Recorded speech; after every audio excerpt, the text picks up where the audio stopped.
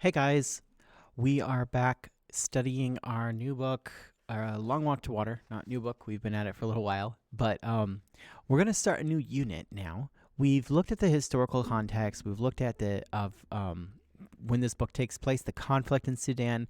We've looked at the characters and how they develop and grow. And we'll be going back later this week to review some of that just a little bit more. But I wanted to start our week with a new chapter and a new unit focusing on something called theme.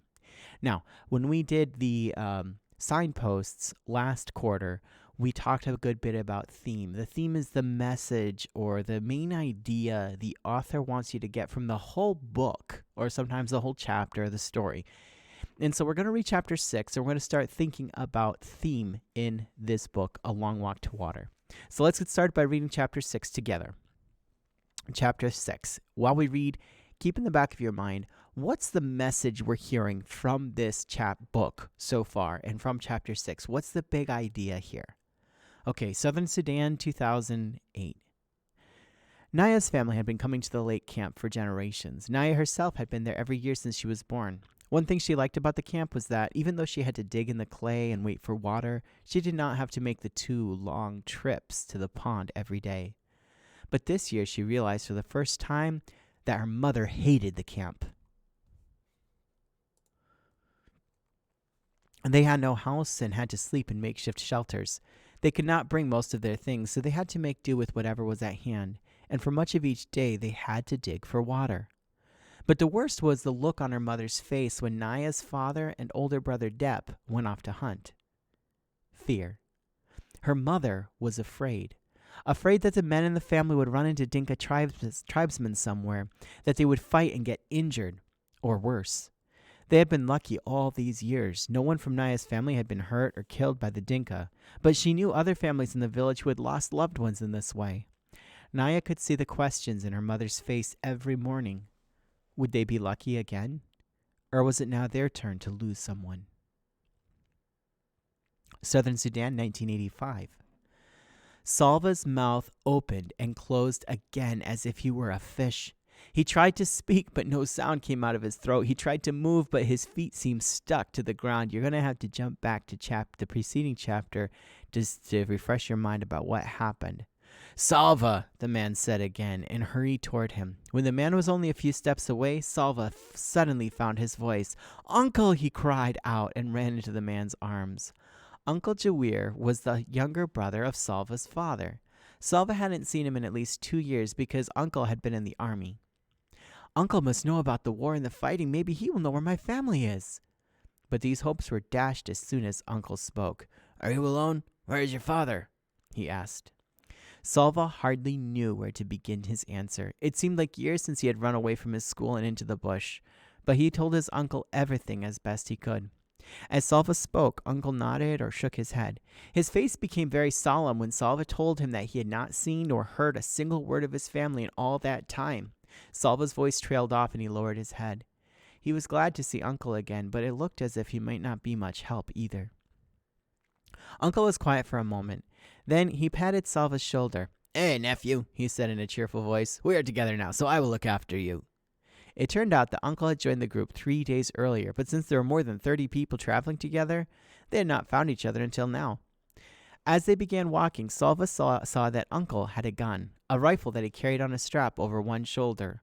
Already, Salva could tell that because of his army experience and because he had a gun, Uncle was seen by the group as a kind of leader. Yes, when I left the army, they let me keep my rifle, Uncle said, so I'm going to shoot us a fine meal as soon as we come across anything worth eating.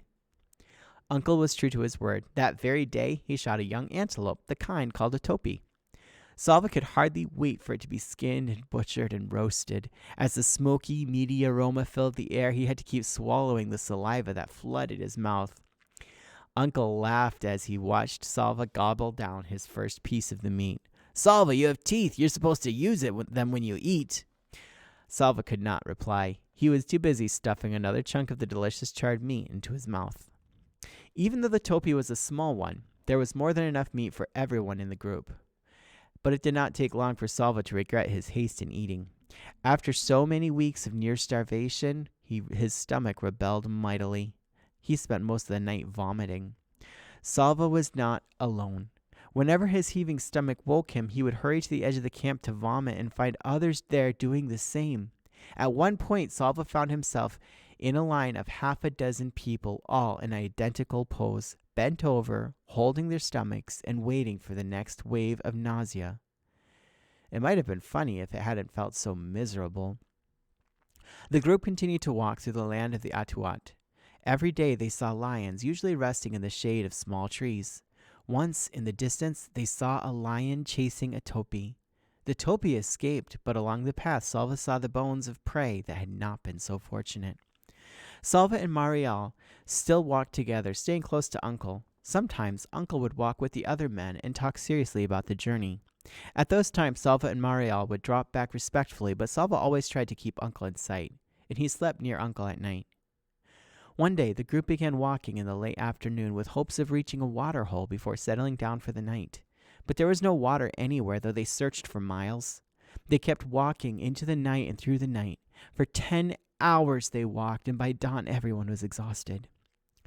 Uncle and the other leaders finally decided that the group had to rest. Salva took 2 steps off the path and fell asleep almost before he lay down. He did not wake until he felt Uncle's hand shaking his shoulder. As he opened his eyes, he heard wailing. Someone was crying. Salva blinked away the sleepiness and looked at Uncle, whose face was very solemn. "I am sorry, Salva," Uncle said quietly.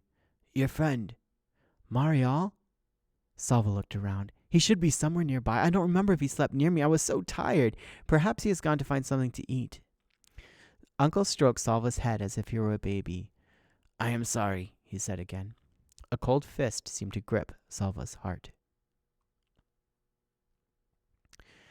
Okay, so that's the chapter we're reading today, and we're going to start with this basic question. You've read 6 chapters together now, and I want to ask you to think back. What is the message of this book so far? What is the idea that the author wants to get across? The theme from this. So, if you want to look at the screen here, let me tell you what the directions are, and then you can go do this on Google Classroom. All the directions will also be there. But read through the list of common themes in literature with your partner. In this case, you'll just be reading it on your own. And decide which 3 might be themes in a long walk to water. Be prepared to explain why you selected each one. So I want you to pick 3 themes, and then tell me in Google Classroom, in the form, why you think this could be a theme for the whole book. Remember, we're not just thinking about the chapter we read, but the whole book. Think about the historical context. Think about the character development. What's the theme? What are 3 themes that might be true of this story?